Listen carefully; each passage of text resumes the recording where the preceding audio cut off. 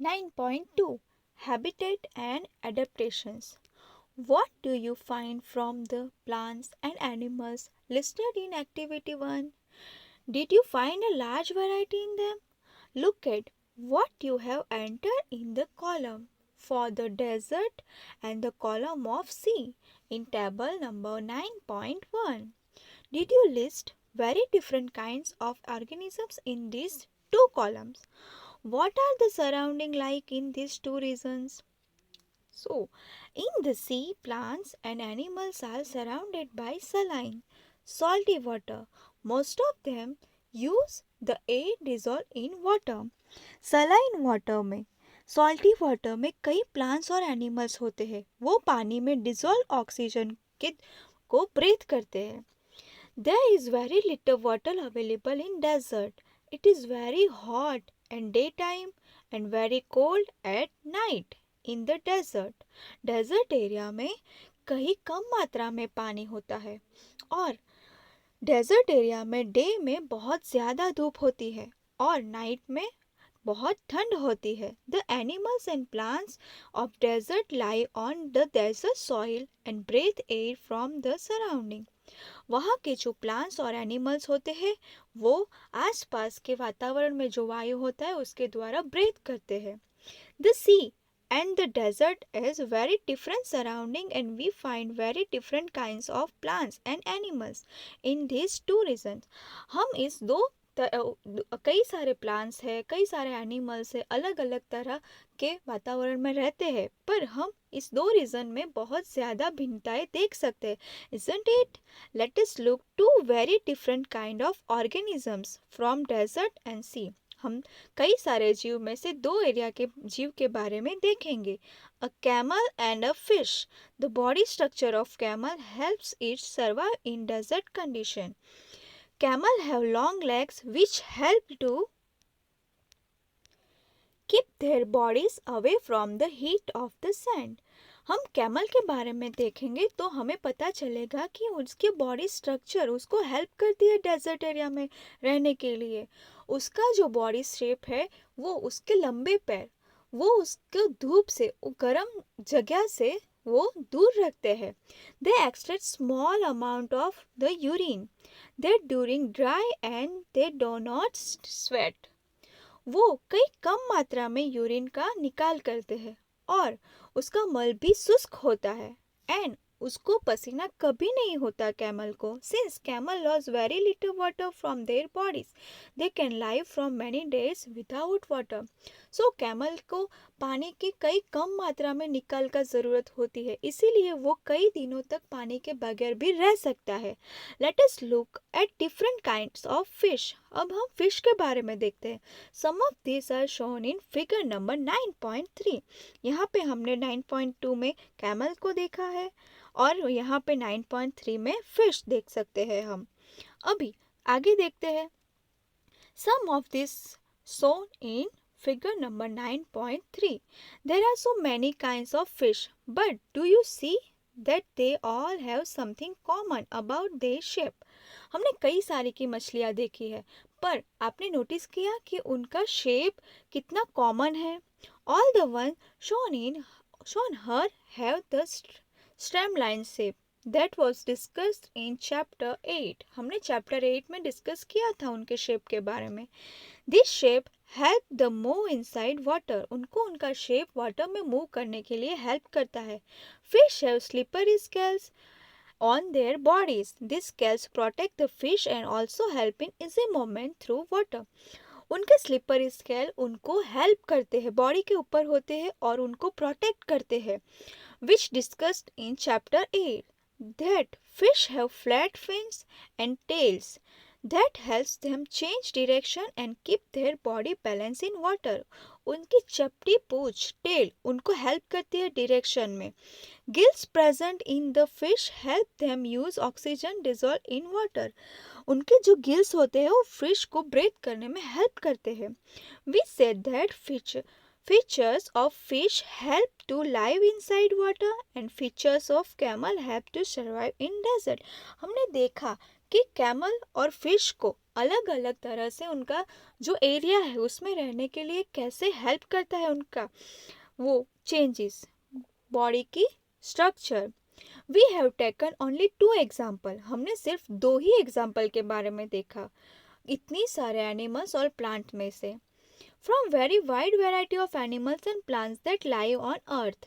In all these variety of organisms, we will find that they have certain features that help them live in the surrounding in which they normally found. The presence of specific features and certain habits which enable organisms to live naturally in place is called adaptation. हमने कई सारे जीवों में से कुछ 2 ही जीव के बारे में जानने का प्रयास किया, तो हमें पता चला कि वो किस तरह से वो उनका जो एरिया है उसमें कैसे रहते हैं, तो हम उसको क्या बोलेंगे। तो ये अलग अलग प्लेस में उनकी विशिष्ट रचनाएं जैसे कि पौधे और जंतुओं को वातावरण में रहने के योग्य बनाती है, उसे हम क्या कहेंगे, उसे हम एडेप्टेशन कहेंगे। Adaptation of organisms differ depending on their place of dwelling. That is why fish cannot live out of water and camel cannot live in sea. The place where organisms live is called habitat. अब हम उसका habitat के बारे में देखते हैं, वो कहाँ पे रहते हैं। Habitat means dwelling place, a home. A habitat provide food, water, air, shelter and other needs to organisms. Habitat उनका जो आवास होता है, वो उनको क्या करता है, वो उनको रहने के लिए जगह देता है, फूड, वाटर, एयर, वो सब के लिए वो जो अलग अलग प्लांट्स और एनिमल्स है वो हैबिटेट पे निर्भर रहते हैं। Several kind of plants and animals live in same habitat. कुछ plants और animals same area में रहते हैं, same place पे। The plants and animals that live on land are said live in terrestrial habitat. अब हम terrestrial habitat किसको कहेंगे, जो जमीन पे रहते हैं वो पौधे और animals. Some example of terrestrial habitat are forest, grassland, desert, coastal and mountain region. ये सब terrestrial habitat के examples है। On the other hand, the habitat of plants and animals that live in water are called aquatic habitat. कई सारे plants और animals water में रहते हैं, उनको aquatic habitat बोलते हैं। Lakes, rivers and oceans are some example of aquatic habitat. There are large variations among terrestrial habitat like forest, grassland, desert, coastal, mountain regions located in different parts of world. The organism, both plants and animals live in habitat are biotic component. इसे हम जैविक means biotic components कहेंगे, किसको, तो animal and living in a habitats, plants, right? The non-living things such as rocks, soil, air and water in the habitat constitute is abiotic components. Are sunlight and heat biotic abiotic components? हमको पता है sunlight और heat abiotic components है। We know that some plants grow from seeds. Let us look at some abiotic factors and their effect on seeds as they grow into a plants. हम अब जानने का try करेंगे कि abiotic factors है, components है, वो कैसे प्लांट को ग्रो होने में हेल्प करते हैं या नहीं करते। सो activity number 2, recall activity 5 in chapter number 1. We made sprout from moong and chana seeds, where seed turn into sprout. It is said to have germinated. This is the beginning of the life of a new plant. Chapter number 1 में हमने activity number 5 देखी थी, वहाँ हमने मूंग और चना को seed को मतलब कि चना और मूंग का जो सीड है वो कैसे जर्मिनेट होता है वो हमने देखा था, और वो अंकुरित बीज में से कैसे प्लांट्स ग्रो होता है। कलेक्ट सम ड्राई मूंग सीड, हमको कुछ मूंग के सीड है वो कलेक्ट करने हैं।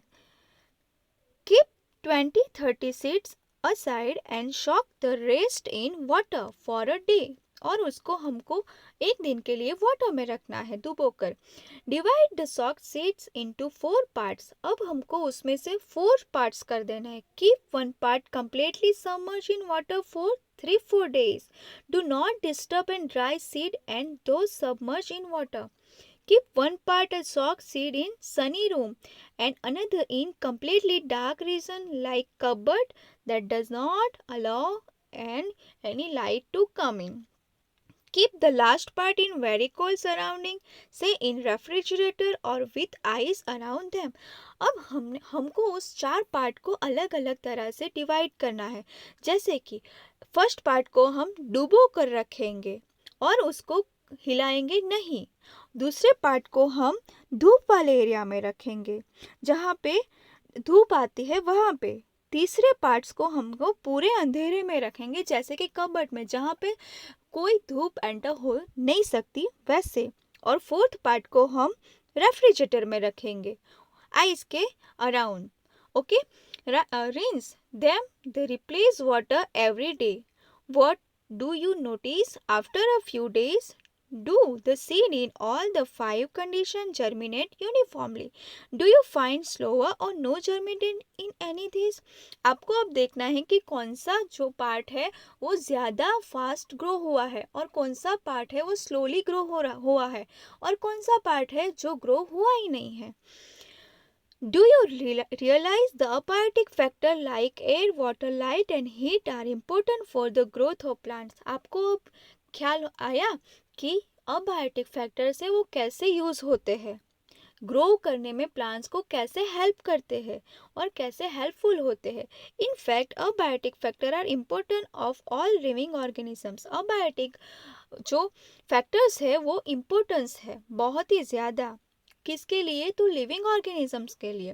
We find that organism exist in very cold as very hot climate, isn't it? How do they manage to survive? Adaptation is method by which organisms get well adjusted to the climate. हमने देखा कि कई सारे plants animals हैं वो बहुत ही ज़्यादा ठंडी प्लेस पर रहते हैं और कई सारे प्लांट्स एनिमल्स हैं वो ज़्यादा गर्म प्लेस पर रहते हैं। तो हमें अब देखना है कि उनका एडेप्टेशन किस तरह से होता है। Okay, Adaptation does not take place in a short time because the abiotic factor of region also change very slowly. Those organisms which cannot adapt this change die and only the adapted ones survive. हमको अब देखना है कि अब adaptation बहुत ही short time में, बहुत ही ज़्यादा शॉर्ट टाइम में नहीं होता है। वो अबायोटिक फैक्टर है वो चेंज होते हैं और जो जीव है, ऑर्गेनिजम्स है, वो वहाँ पे सर्वाइव कर सकते हैं, वो जीवित रहते हैं और जो वहाँ पे सर्वाइव नहीं कर सकते हैं वो मर जाते हैं। Organism adapt to different abiotic factor in different ways. तो हमें पता है कि वो अबायोटिक फैक्टर्स है वो चेंज होते हैं, तो वो जो जीव है वो कर सकते हैं, एडेप्टेशन कर सकते हैं, वो इजीली जीवित रहेंगे। This result in wide variety of organism in different habitat. Let us look at some habitat understood, the abiotic factor and the adaptation animals in that habits. So हम अब उस सबके adaptation के बारे में आगे बढ़ेंगे। Okay, thank you.